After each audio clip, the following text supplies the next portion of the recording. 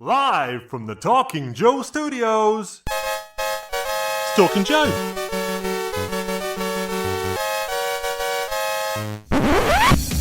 Talking Joe is on the air. Hey, it's me, Mark, and welcome to Talking Joe, the G.I. Joe comics podcast. Now, today we've got a special episode because we will be talking about the lost comic book, Kung Fu Grip Heavy Metal. Lost no more. But I will not be talking about this comic on my own. As always, I will be joined by my co-host, is a real American Tim. It's Tim Finn. Here's my Kung Fu grip. Gonna grip this microphone and grip my headphones and grip my camera. Hello, Mark, and hello, listeners and viewers.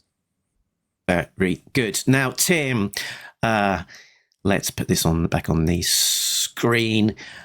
Today we'll be talking about Kung Fu Grip Heavy Metal, a previously lost comic. Now, you might remember that we have done an episode about lost Kung Fu Grip stories before, because not too long ago we did an episode talking about Ghost Story, which was the first of two webcomics. They appeared in 2007 on the Hasbro website, monkeybarTV minisite under hasbro.com. They released two web-only mini webcomics based on the Sigma 6 Kung Fu Grip toys, the two comics being Ghost Story, this one, and Heavy Metal, the second one.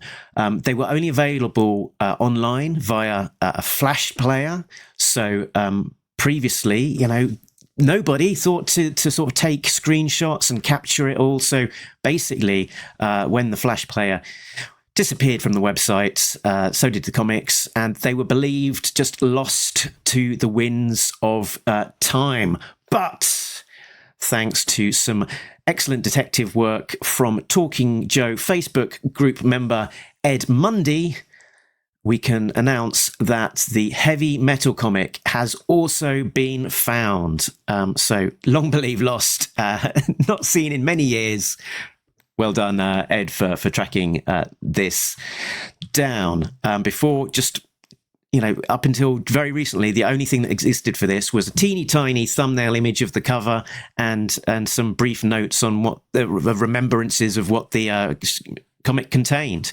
But we can actually now bring to you the comic itself. Tim, thoughts before we get too stuck in?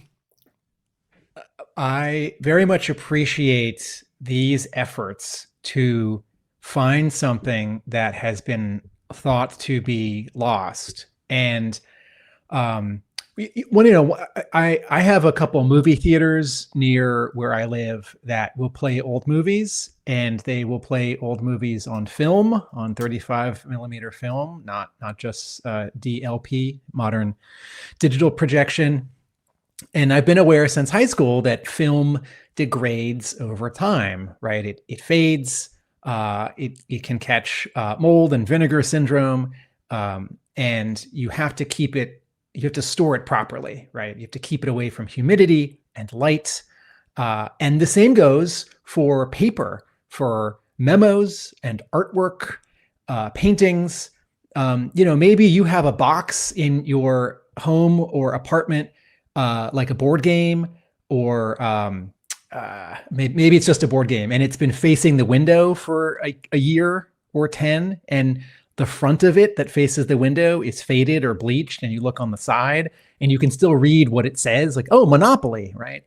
And I am very aware of objects, book covers, artwork, film, etc., that degrades over time. And by the way, hard drives, that's its own separate category. Hard drives just stop working. But in my research for my G.I. Joe book, I have found things that maybe weren't considered lost, but were, in a former animation professional or toy industry professional or comic book professional's home.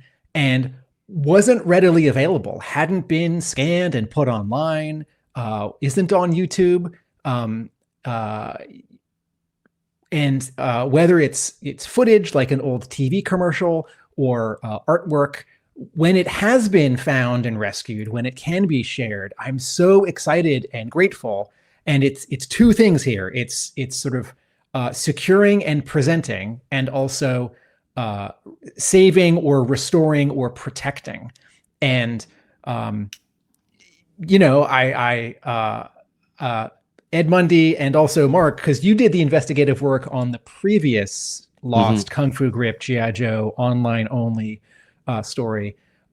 It seems like sort of a small thing and maybe a silly thing, because these are not the best G.I. Joe comic books ever written and drawn. And Sigma 6 is not the favorite version of G.I. Joe. And, we're looking at this cover right now, and it says G.I. Joe, a Real American Hero. And on the bottom, it says Kung Fu Grip. And it says nowhere on the cover, Sigma 6. So even at this point is it 2006, 2007? 2007, yeah. Hasbro is, sort of changing or figuring out like what it wants this branding to be. All that said, this was an official G.I. Joe release.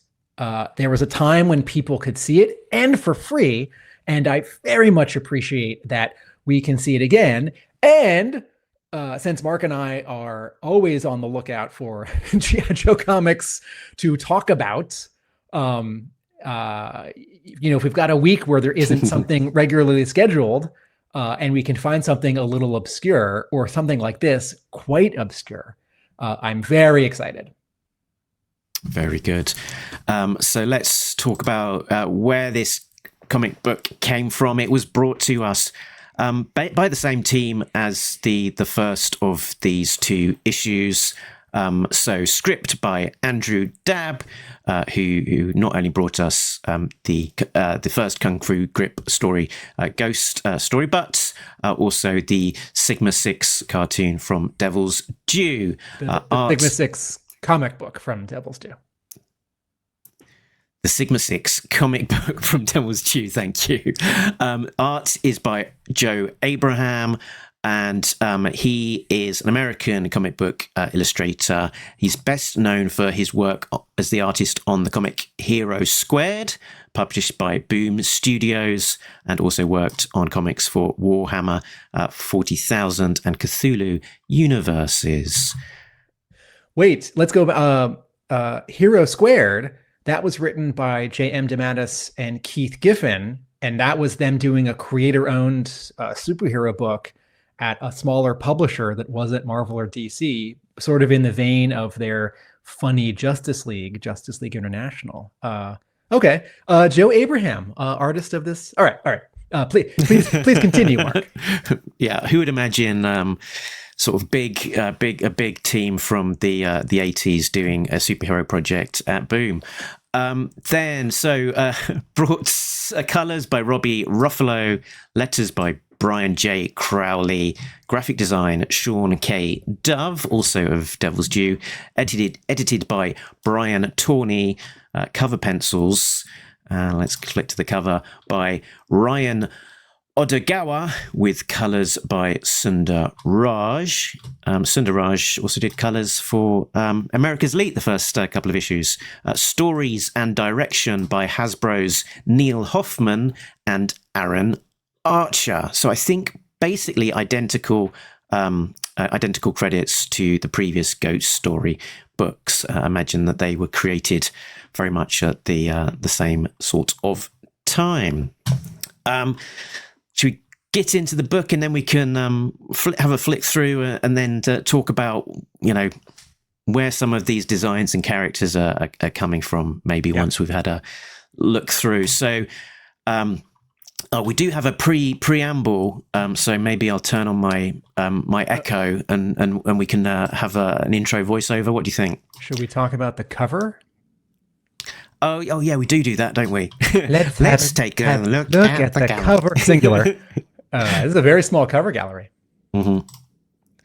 Okay. G.I. Joe, a Real American Hero. It's the logo on top that you'd recognize from the movie poster. for Rise of Cobra, and also the toys of 2007 or so.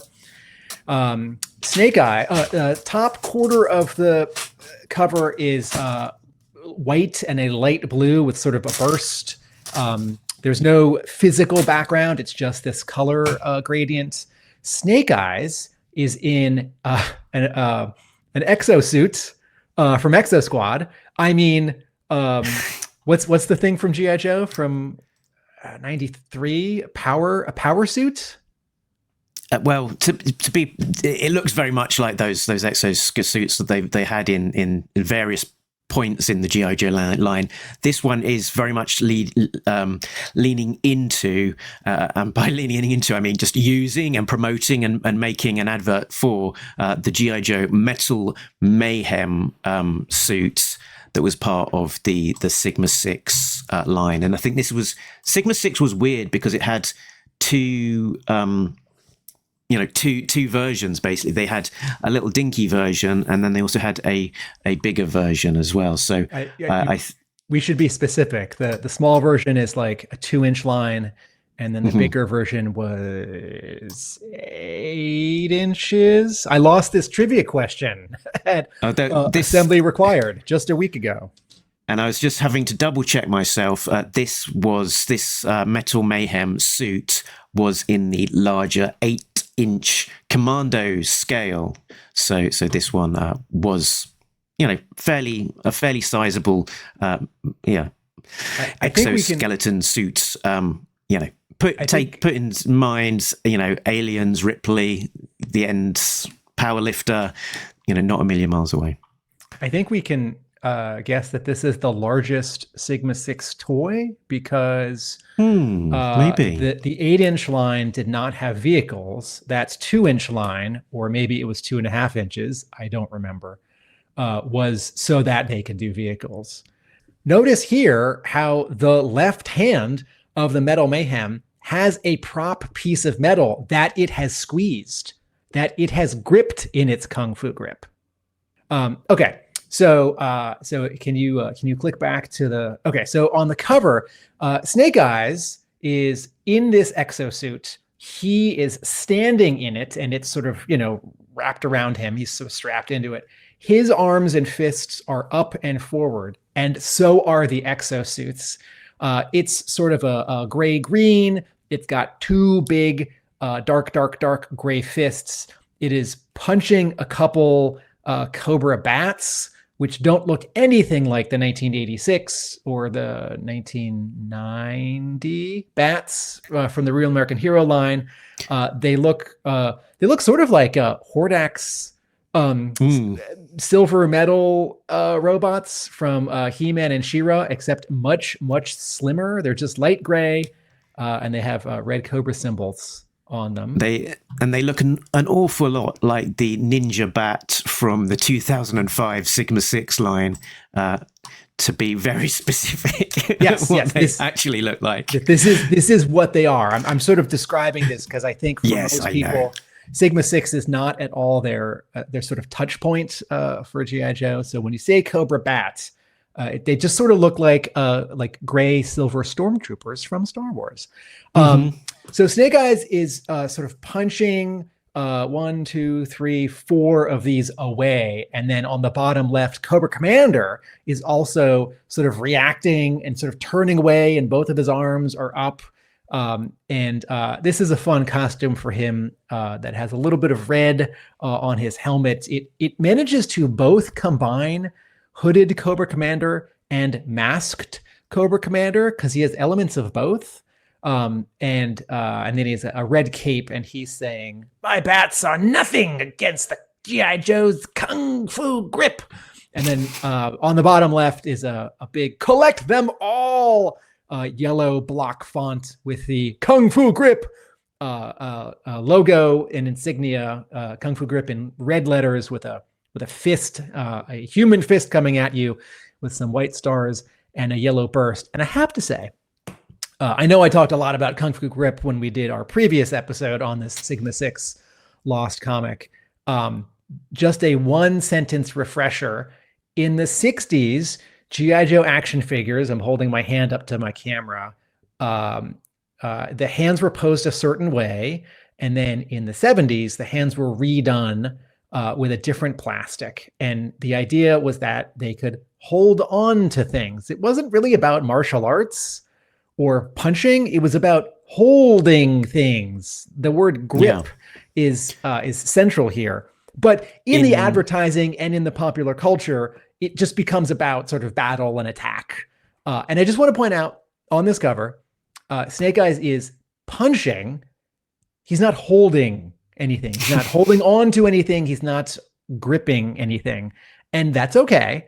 But it's not called Kung Fu Punch or Kung Fu Attack or Kung Fu Hurl. It's called Kung Fu Grip. And I think we're just always getting it a little bit wrong. But that's it. And while we're talking about identifying these different characters on the front cover, the Cobra Commander specifically is a 2007 version of the Cobra Commander through the Sigma 6 Kung Fu Grip line. And this specific one is called Windfire Cobra Commander. So it's this sort of silvery battle armor with a red cape and sort of helmet with, as you say, almost like a cowl sort of sitting underneath the cape. So best of both worlds in terms of a battle look, but also a hooded look. And he seems to come with this sort of strange mini vehicle as well. So the mini vehicle looks sort of like if you only had 5 seconds to draw Serpentor's air chariot with a red marker, this is what you'd come up with. And then does he shoot these 3 discs? Does his arm spin? Because he's got this staff with like a little orange piece stuck to it. Yeah, I'm guessing that maybe the discs shoot out of that snake vehicle thing. I'm going to say here that I know the timeline doesn't work here because this is going forward in time, not backwards. But I will call Windfire Cobra Commander. It's sort of Cobra Commander in his Captain Phasma cosplay from the Star Wars sequel trilogy. It's a good Cobra Commander costume. There's no blue, and it's all silver. And he does look like a neat Cobra villain. He doesn't immediately announce himself as Cobra Commander, okay. There's a version of Cobra Commander in the IDW era of ARA where he's in this sort of battle armor when it's they're being invaded by Revanche and also the Joes and also Snake Eyes and Baroness, and he's in sort of battle armor thing, and it's not a million miles away from this look. Was this a Shannon Gallant invention for the comic, and it was not based on a toy? This was like 2015. I don't think so. Yeah. Okay. All right, so back to Sigma. Mark, we didn't come up with you didn't come up with a Sigma 6 jingle for Talking Joe. And if there are only 3 episodes ever of Talking Joe, the one where we read all 6 issues and also watched the first episode, that other lost comic and this lost comic, maybe it's not enough time, but just as I just want to plant this as a back burner idea, what would a Sigma 6 Talking Joe jingle be? Because there is that TV theme song, which is sort of catchy, Sigma 6. Mm-hmm. All right. Yeah, so I think I just played that. I just played that when we did our 6-issue discussion because it doesn't get that much played that much outside of just regular airing. So cool. Right. Let's get into the blurb, shall we? And I'll turn on my voice effects. So this is underneath the credits on what would effectively be the inside front cover if this was a physical comic book. 2 hours ago, an earthquake struck the sleepy town of Twilight Falls, Montana, destroying it and leaving dozens of families homeless. 30 minutes later, Cobra Commander took credit for the Twilight Falls disaster, revealing his devastating new weapon, the Aftershock, a machine capable of triggering catastrophic earthquakes anywhere in the world. Cobra Commander demanded that the President release 36 captured Cobra soldiers, or the Aftershock's next target would be Washington, D.C. Can I point out that underneath these two paragraphs in the indicia, the title of this comic book is G.I. Joe Kung Fu Grip, Volume 1, Issue Number 2, May 2007, first printing. So I think there was a good chance that this was going to be printed as a physical comic book. And I'm going to go a step further and guess that it might have been a mini comic included with a toy. Yeah, that feels like a good bet. I mean, given turn your digital. You want to turn your effect off? What about now? Yes. Yeah, given it's a digital comic, it does seem weird to call it first printing. So yeah, I think you're probably right. Because I mean, technically, there's this like JPEG of a screen cap of a ping of a SWF file is not a first printing. Whatever it is we're looking at, it's a copy of a copy. So there's an awful lot of exposition there. So, hold that in your mind as you go into the comic. I know I can't. And then, boom, we're in media res. I think that's what clever people like Tim call it. Sort of, starting right in the middle of the action.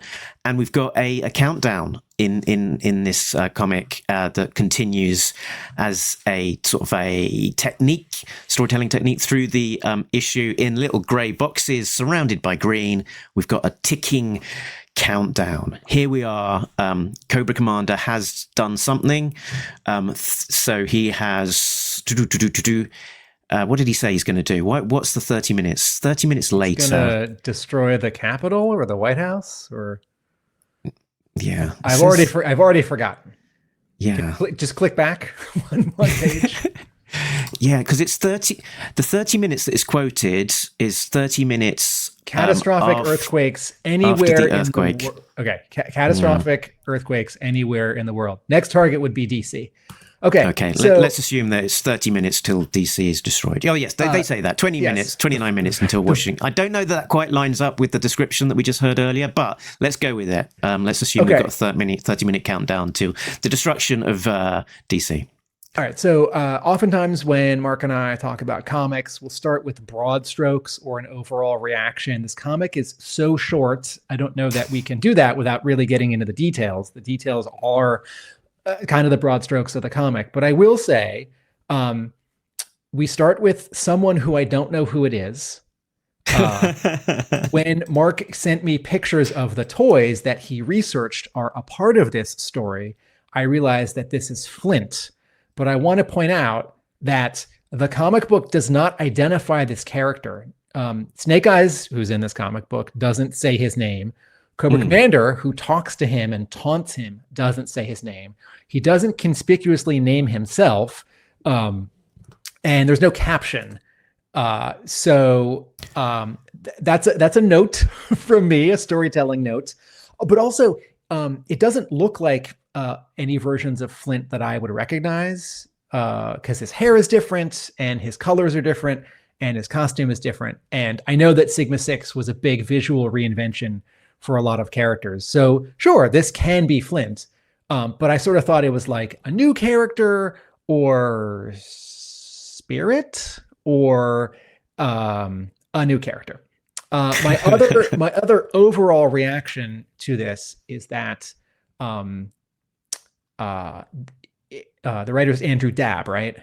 Mm-hmm. Okay, Andrew Dabb has a challenge here because he's got 6 pages to tell some story. I don't even want to say introduce some characters because that's kind of already been done in that 2-paragraph preamble. But he needs to sort of get you kids excited about these products, but also create some, drama and And also the bad guys have to be defeated. And also he has to show off some very specific toys because this is an advertisement. And that's really hard to do in 6 pages. And I think it's also hard to do when you've got these very sort of big and bulky and strange characters or accessories. Like there are Cobra bats, and then as we can see here on the first page, there are also Cobra bats with wings or jetpacks. And then Snake Eyes has this giant exosuit that he's wearing. And 2 comments about that. One, it's fun, but like big and hard to draw. And I don't mean like hard to draw technically. I mean, because it's a weird design. If you draw it from a certain angle, I might not know what I'm looking at. And 2, because Snake Eyes is in it, but never gets out of it, Snake Eyes doesn't do anything that's particularly Snake Eyes. He doesn't use a sword. He doesn't do martial arts. He doesn't climb or jump or swoop or like stealthily creep along. He just runs and smashes things, and that's okay. But any Joe could have done this, but this has to be Snake Eyes because when you buy the Metal Mayhem exosuit toy, it comes with Snake Eyes. Yeah, there we go. Okay. On this first page, there's a bunch of bats on there with wings, and I think this is a weird peculiarity of the Sigma 6 kind of line, that there was a little bit of crossover carryover between kind of what was going on in the 3 3/4 inch line and then into this bigger 8-inch line. And one of the main carries over was the use of these bats, which is version 16 of the bat, released in 2005 in the Bat Attack set. And they were ended up being used prominently in the Sigma 6 cartoon, alongside Overkill in this bat set, who didn't come in like an 8-inch version, but he was featured quite prominently as a character in the Sigma 6 cartoon as a sort of carryover from these 3 3/4 inch plans. I can add a sentence there. The sort of 3-year cycle that begins with Spy Troops and then continues with I'm blanking. What's the one after Spy Troops? Valor versus Venom.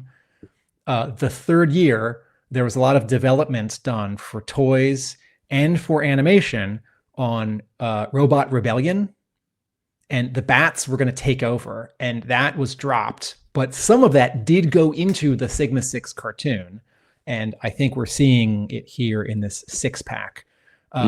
Was this 6-pack, was this a store exclusive? Because at the time, there were a lot of multi-pack store exclusives at the 3 3/4 inch scale. And what we're seeing here is 2 bats that are the same, and then 3 bats that are the same, and then 2 other bats that have some different parts, and then Overkill, who's got kind of a human half face and maybe some reused parts from the neck down.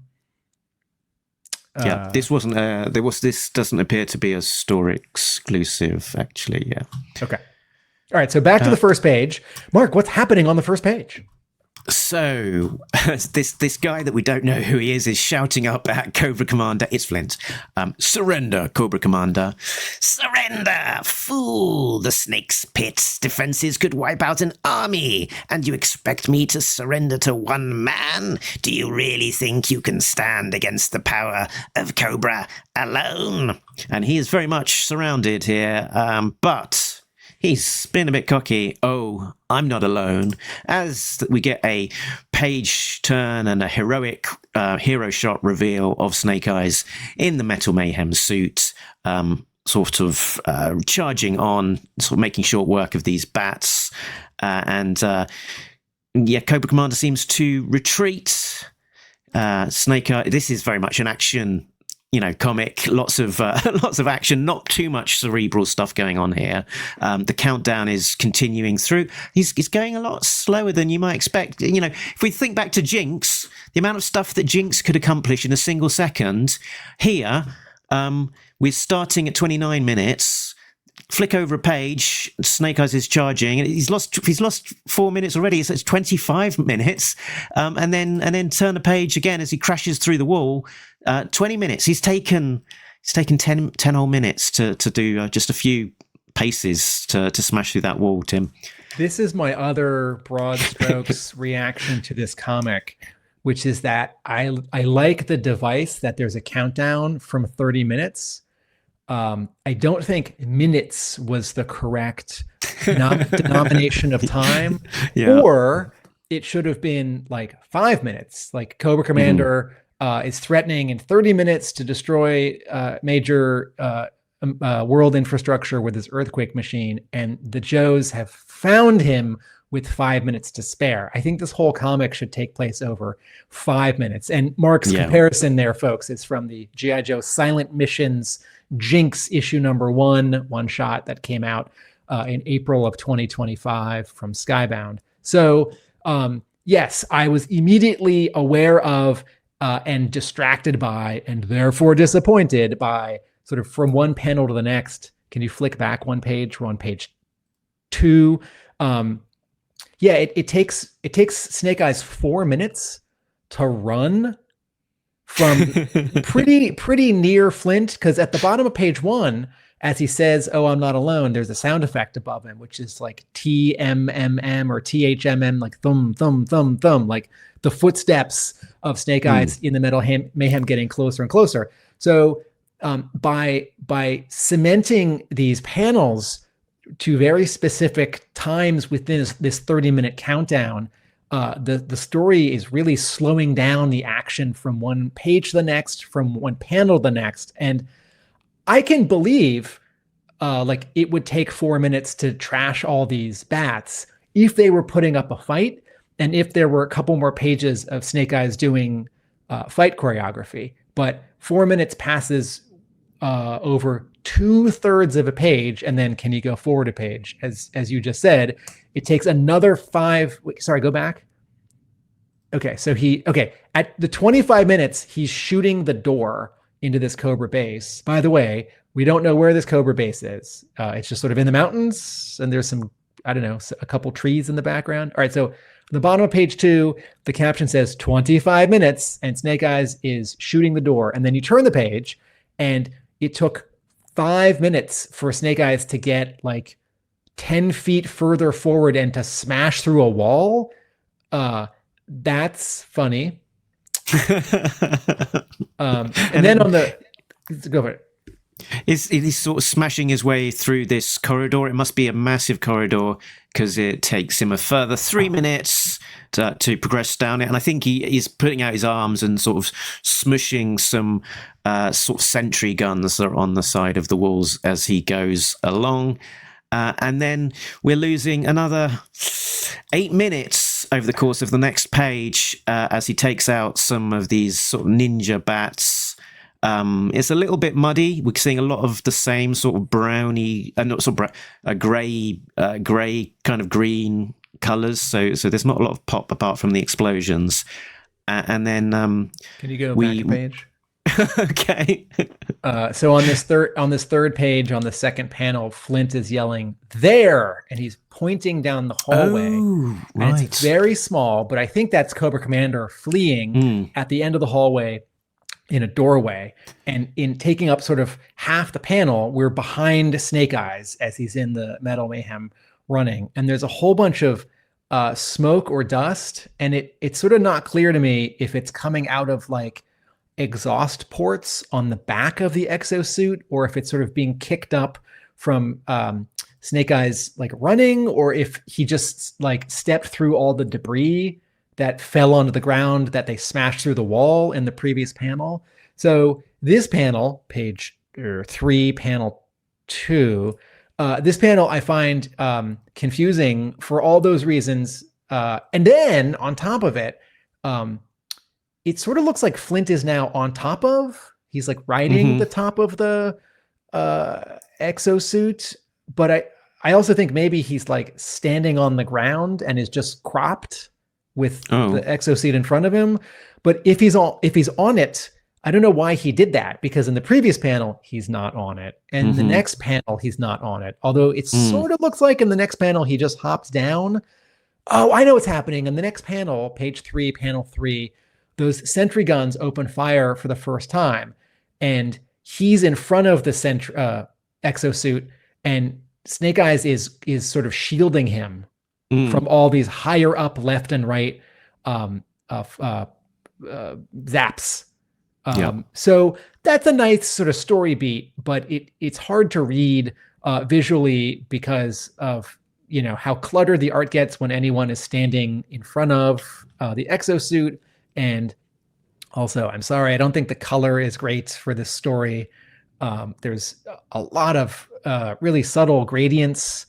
There's a lot of light sources, like every light in the ceiling and every laser blast and every explosion has like a glow halo. And as Mark said, everything is like a version of gray in this story. There's the walls, there's Cobra Commander's suit, there's the bats, the exo suit, although that's a dark green, gray, even some of Flint. And so this story could benefit from color that's more distinct.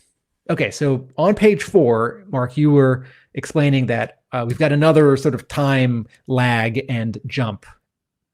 Yeah, so they're making way this down what must be, very big corridor, sort of smashing, more sort of booby traps, devices as they're going along. They get to kind of the end of level boss, which is this sort of giant robot cobra snake thing. Can we go to the previous panel? The panel that says 11 minutes. What is happening? Okay. What is happening in this panel? I think Snake Eyes is sort of jumping and... I think that is a kick. I think that is one of the legs coming out towards us, the reader, kicking like a sort of sentry gun on the wall. Yeah. Okay. I see both fists up in the air, and I think I see his right foot, which is sort of retracted. Okay. And then, we're looking at the bottom of his left foot, which is aiming at us, having just smashed. Yeah, this is a little hard to follow. And this is a lot like drawing Transformers comics. You can't just draw any Transformer from any angle because it doesn't always read. And you can't just do, like, if you draw a close-up of Spider-Man's shoulder, just about everyone understands what you're looking at because his costume is simple and there are certain parts of it that are red and certain parts of it that are blue. But if you draw a lot of Transformers shoulders, just a close-up of their shoulder, like Optimus Prime, yes. Bumblebee, probably. Ultra Magnus, maybe. Dreadwing, no. Right? Like, any Transformer from 1988. It's like, who's that? Okay, so handing it back to you, Mark. This level boss shows up on the bottom panel, the one that's marked 7 minutes. And what is it? Well, 3 minutes later, at 4 minutes, it strikes. This giant robotic articulated snake jumps, and all of that tension built up over those previous 3 minutes comes to naught as it strikes. Gets punched in the head and then shot in the head and gets defeated pretty quickly. But Cobra Commander declares that you're too late as they sort of smash through a wall into a gigantic cave thing. Okay. Which before we focus on this panel where Cobra Commander says you're too late, can we talk about the 3 panels of battle between the Metal Mayhem, the G.I. Joe mech suit, and this segmented robot giant King Cobra? It's a fun design. It feels actually a lot like the 1983 and 1984 animated episodes. It feels like it sort of wandered out of some very early Sunbow episodes. Like, there's the glowing like 8-bit or like 4-bit cobras that was it Duke and Snake Eyes and Roadblock and Honolulu fight in the first miniseries, second miniseries, I forget, second miniseries, and but also There's that thing. Oh, as right. well. And then there's the Cobra robot from the third miniseries from the Pyramid of Darkness, which did get a toy in that Super 7 reaction box set from the City of the Dead just last year, I think. But these three panels, notice how much clearer they are because there's a big contrast between the two fighters, Joe Robot, Co-Robot. One is green, one is red, and the background. The background is all like light yellows and oranges with a bunch of directional speed lines. And sometimes I would say, like, no, show me where the background is. I want to see where the fight is happening. Draw the background. But here, it's a lot clearer what's happening than on the previous page or two when this exosuit is running through the hallway, and sort of colors all become similar. And okay. So Cobra Commander says, "You're too late." So Mark, what else do we see in this giant cavern besides Cobra Commander? So there's these sort of giant drills. Is there like maybe 3 of them coming down from the top of the panel into the rock? And if we paid a lot of attention to the beginning of the intro, all of that big scroll of text, we'll remember that this must be Cobra's devastating new weapon, the Aftershock, a machine capable of triggering catastrophic earthquakes anywhere in the world. Although presumably the biggest bit of the earthquake is probably where the machine is. Also, an aftershock is something that is less bad than the earthquake, or maybe as bad as it, but generally less bad, and it happens later. So would you call the earthquake machine the aftershock?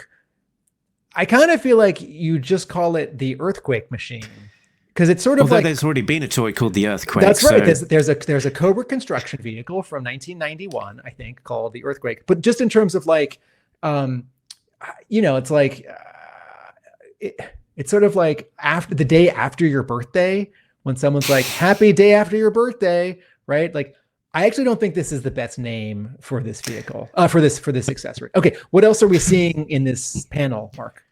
Did I spot Mole Man in the background? Or maybe not. There's a bunch of these ninja bats sort of coming in for the attack against Flint and this green sort of back of the exosuit thing. And Cobra Commander is climbing dome. Yeah, he's protected by a glowing translucent energy dome. So I don't think any of those stalactites that might fall are going to hurt him. But it looks like he's climbing into a box, a cube. It's like he's like flipped the top lid and he's climbing into a little like a bunker, or maybe it's a ladder that goes even deeper. I don't know. It might be the controls of it, because in the next panel he's escaping out of that glowing dome thing onto a rocket. On some train tracks, sort of train track thing. Maybe that's like the launching track for his getaway vehicle. All right, I appreciate that Cobra Commander, that Andrew Dabb adds this sort of one panel's worth of work for Cobra Commander to do, that he can't just run over to his escape rocket, which is on a very short railroad tracks, which goes straight and then angles upward towards a hatch, which launches him out of this cave and out into the open air. I think we're not really underground. I think we're sort of now in a mountain. I appreciate that Cobra Commander can't just run over to his escape craft and push a button and launch forward on his railroad tracks and then up and out of the cavern. But it is a lot of additional information that has to be imparted in, just one panel and in a very, very short story. And again, sort of, if Cobra Commander is in this translucent dome, isn't isn't that sort of protection enough? Like he could just say like, I'm going to make the earthquake machine destroy all the capitals of the world. Maybe, and because I'm he does protected by my dome. Because after all, he says that in that the aftershocks activation codes have been entered, and the machine's controls. Do his voice. The aftershocks activation codes have been entered, and the machine's controls are under a protected. Oh, sorry. And the machine's controls are under protected. And the machine's controls are protected under a dome of diamantium, the hardest material on Earth, much harder than vibranium or adamantium. In a matter of moments, your pathetic capital will be no more. Yeah. I would just like to thank Andrew Dabb and the editors of this comic for getting capital spelled correctly, because I remember when I was in grade school, I went to school in Washington, D.C., and once or twice a teacher would point out that a capital city is spelled with an A, and the Capitol building where Congress meets is spelled with an O, and this one is correct. Okay, so Cobra Commander has run away from his protective energy dome, and there's a sound effect for that door closing shut after him. And then he's climbing into his rocket. Actually, you know what his escape vehicle looks like? It looks like the vehicle from episode 4 of the Transformers Transport to Oblivion. It looks like the little rocket pod that goes into the space bridge that the Decepticons send like Bumblebee and Spike in, going down that ravine into the actual space bridge. Okay. And then, so Flint and Snake Eyes in the Metal Mayhem are too late. Cobra Commander does escape. He gets away. He blasts off through this hole in the sort of ceiling of the cavern. And once again, we've got one of these weird sort of time jumps where the one panel on this page, we've got 2 minutes to go, and Flint and Snake Eyes are seeing Cobra Commander get away. And then the next panel, we've got 1 minute to go. And seemingly all that has happened is Snake Eyes and Flint have turned around and run 2 steps. And Flint is saying, we have to destroy that computer. Use the Metal Mayhem's Kung Fu grip. And he's pointing. And Snake Eyes in the robot suit is running back to that semicircle dome that Cobra Commander did something from. And now Mark has turned the page to the final page of this comic, and we've gone from 2 minutes to go to 6 seconds to go. So 1 minute and 54 seconds went by, and it took Snake Eyes that long to run another, 15 feet, and to slam his robot hand down on the top of this glowing, translucent metal dome. And it has a sound effect of him slamming his fist on it and squeezing. The sound effect is thak, Thak. And then, Mark, tell us about the continued urgency of time on this page. Well, with 6 seconds, 5 seconds, 4 seconds, 3 seconds, crack-a-doom. And they did it with 2 seconds to spare. Nice work, Snake Eyes. This dome is made of the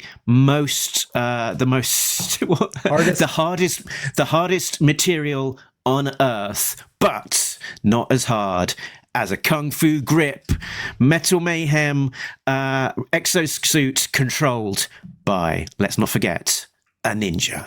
Okay, so besides, here's the weirdest contrast of this time, the elapsing of time in this very short comic.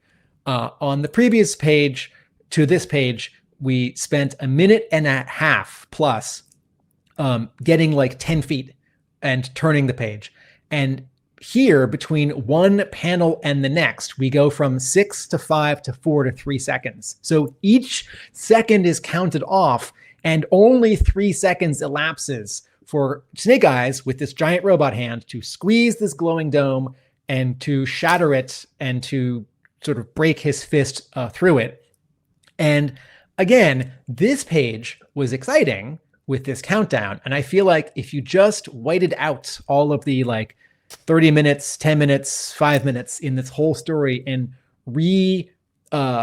spread out, if this whole story took place over like 120 seconds, it would work. But as soon as you're having like 10 minutes elapse from one panel to the next, and then like 1 second elapse, and comics can do that. This is not a violation of the rule of comics. It's just inconsistent to the logic, because my brain sees someone running and sees someone fighting and thinks that doesn't take as long as it's telling me it did.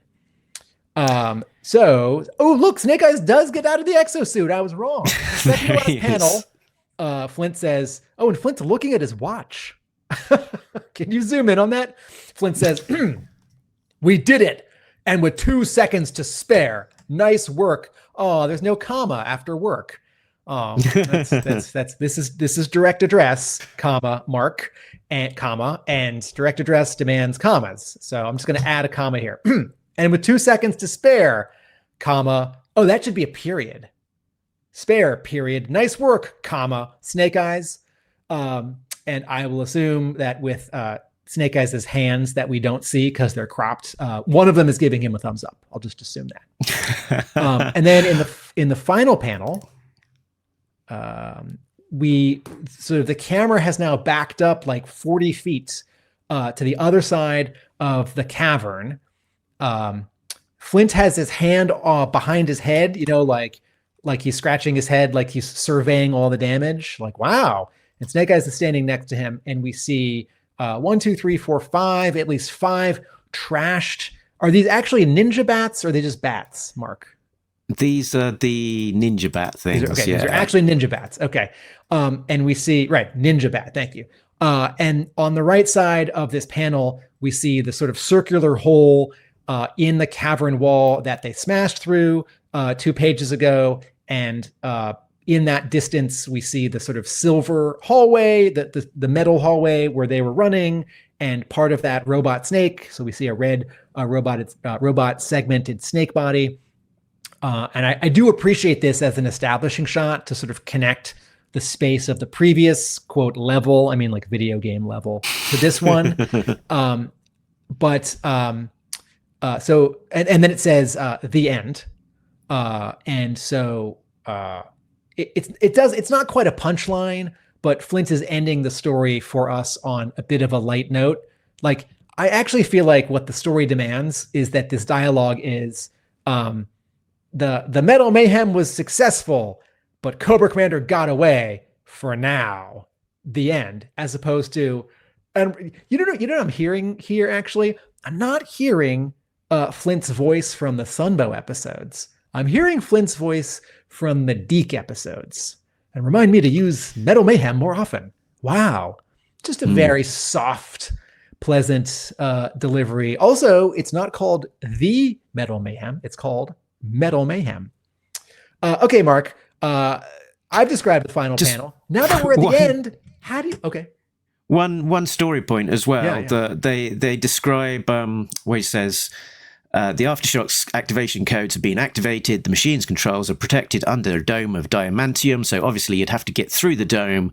And then once you're through the dome, you'd have to do some, complicated hacking to put in, undo the activation code, or maybe just smash the dome and maybe the console underneath it, and that does it. It's a little unclear this is a good point, Mark. Thank you. It's a little unclear in the third to last panel of the entire comic book if Snake Eyes is just smashing the dome, and does it crack into pieces like an empty, like a hollow eggshell, or does it sort of evaporate because it was an energy dome? If he's just breaking the dome, or is he also smashing through it and then smashing the console? And I'm a little unclear on the colors on this third to last panel, because I'm seeing the sort of glowing light blue of the dome in pieces, but also I'm seeing a lot of what looks like the ground as like big chunks of concrete or like metal headquarters deck plating. But all the other panels on this page show the ground to be like brown rock and dirt.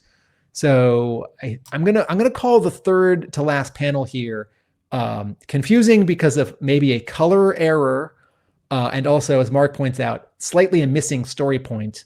Wouldn't you want to push a button like deactivate as opposed to button? Okay, but hey, good news, everyone. Going back to the top panel on this going back to the top panel on this last page, Snake Eyes is gripping the dome with his robot fist. He is using Kung Fu grip. He's not using Kung Fu punch or Kung Fu swing or Kung Fu spin or Kung Fu point. He is gripping. And also, I forgot this. I missed this when I was reading it. Those 3 giant vertical drills that you pointed out a page or 2 back when we first get into this final boss fight cavern, in this page, on the final page, they are spinning on that top panel. And then they stop spinning once the dome is destroyed. Yes. Okay, so Mark, now that we've gotten to the end, how do you feel about the end? Well, it's not the greatest work of comics literature ever, but against the relatively low bar of toy pack-in comics, it's not too bad, because generally that's a relatively low bar. So it's it's quite action packed. It's very much featuring a certain set of characters, aka toys, and why not? If I'm probably us reading this, what is it, 2007, 20 years on almost, and not being about 6 years old, we're probably a little bit out of time, a bit out of context, not having the toys to play with, maybe not quite the target audience. It's a joy that we're able to sort of track this down and find it, and it didn't get lost to time, but at the same time, would I be in a hurry to reread this one? Maybe not. And then a similar review for me, if this was a printed edition that I could hand to someone and say, oh, read this, or order it for my store and try and sell it to customers or G.I. Joe customers, how many would I order and how hard would I push it? Well, I guess if you combine it with the other one, anyway, that is an interesting comparison. Not sort of comparing it to all other G.I. Joe comics, but comparing it to toy pack-in comics, right? He-Man and the Masters of the Universe. When I was a kid, those pack-in comics were really exciting, particularly the one that comes with He-Man with his origin, which has text and not word balloons. There were 7 G.I. Joe pack-in comics. There were the 3 for Starduster that came with the Action Stars serial, and then what was the year? Was it 1992? Near the end of the Real American Hero line, there were 4 different mini comics, all co-written by Larry Hama. Maybe I'm describing a future episode of Talking Joe, folks.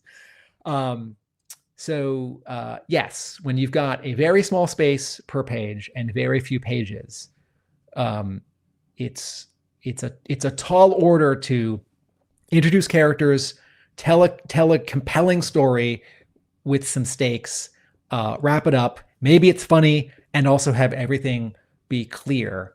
And certainly having like more complicated character designs is going to make that harder. But to the extent, here's my wrap up thought, Mark. To the extent that Sigma 6 is this like 2.5 year island of G.I. Joe that overlaps with many other versions of G.I. Joe at the time, because there were different scales and there were different stories, and Devil's Due was doing its own thing unrelated to the toys that were happening at the time. It's fun that there are some additional stories for Sigma 6, and I love pack-in comics, even if they're insignificant and sometimes disappointing. And I'll just pretend that these were physical objects, and all the smart kids and collectors who did buy Sigma 6 and thought, oh, this is an incredible toy line, and people are so dumb for grumbling at it and not supporting it because the actual toy design and accessorizing of it is so great. And hey, it comes with a little comic. That's cool. Very good. Now, if you are on the patreon.com/talkingjoe, I will be putting up the images for this particular comic so that you can have a look at those without having to see them all on the screen here. So head on over to patreon.com/talkingjoe and you can find the whole comic there. A big thanks to all of our Patreon backers: Richard, Sam, Bill, Rob, Shane, Simon, Chris, Joe, Craig, Frank D, Shane V2. This one has got a giant robot suit.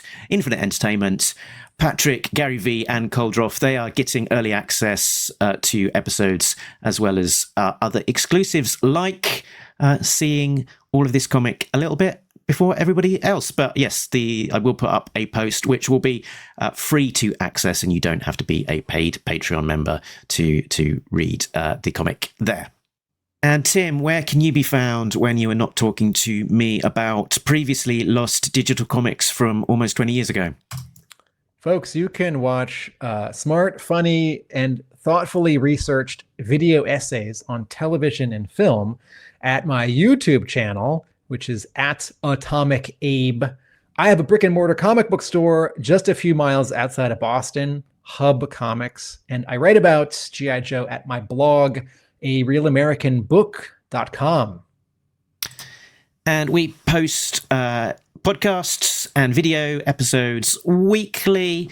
You can find out all of the details over at talkingjoe.co.uk. That is the website that points you to all of the places where we can be found: YouTube, podcast audio only, Facebook group, Twitter, Instagram, all of that stuff. So I think, Tim, we are done talking Kung Fu Grip heavy metal for now. But before we go, are you able to remind our listeners of just an important closing thought?